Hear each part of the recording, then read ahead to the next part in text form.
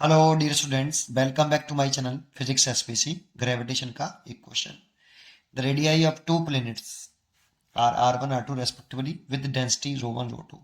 Find the ratio of acceleration due to gravity at their surfaces. Solution. देखो, अगर कोई भी प्लेनेट है, ये कोई प्लेनेट बना लिया मैंने,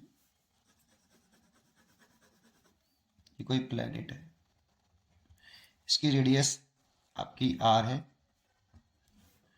और प्लेनेट का मास कैपिटल M है और डेंसिटी रो है। इसके सरफेस पर acceleration due to gravity, acceleration due to gravity at surface, g बराबर होता है जी कैपिटल एम प्लेनेट का मास ओवर रेडियस का स्क्वायर। लेकिन डेंसिटी के टर्म में चाहिए होता है तो डेंसिटी प्लेनेट की डेंसिटी, प्लेनेट का मास और प्लेनेट का वॉल्यूम। यहां से मास निकालते हैं तो 4/3 कैपिटल आर क्यू रो यहां रख दें, G capital R square into 4/3 R का क्यूब इंटू रो। तो g is equal to G capital M by R square.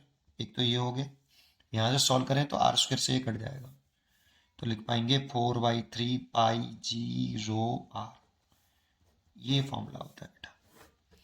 ये मास और रेडियस के टर्म में है और ये डेंसिटी और रेडियस के टर्म में है।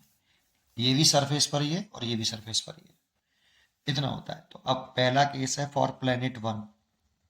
अकॉर्डिंग टू क्वेश्चन रेशियो पूछ रहा है, तो प्लेनेट 1 की सरफेस पर acceleration due to gravity, planet 1 और प्लेनेट 2 के सरफेस पर acceleration due to gravity. Ratio लिख देता हूं डायरेक्ट।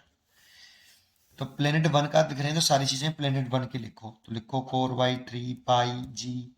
ये तो कांस्टेंट टर्म है, यूनिवर्सल सब जी यूनिवर्सल कांस्टेंट है, ये कांस्टेंट है। ये डेंसिटी ρ1 और रेडियस r1।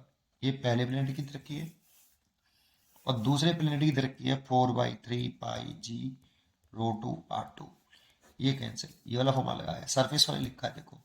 तो g1/g2 जो आ जाएगा वो ρ1 r1 और ρ2 r2 आ जाएगा। इसीलिए इसकी जो चॉइस हो गई वो सी चॉइस करेक्ट है, ρ1 r1 ρ2 r2। इजी क्वेश्चन था, बस फॉर्मूला पता होना चाहिए था। पढ़ते रहिए और खुश रहिए। Thank you.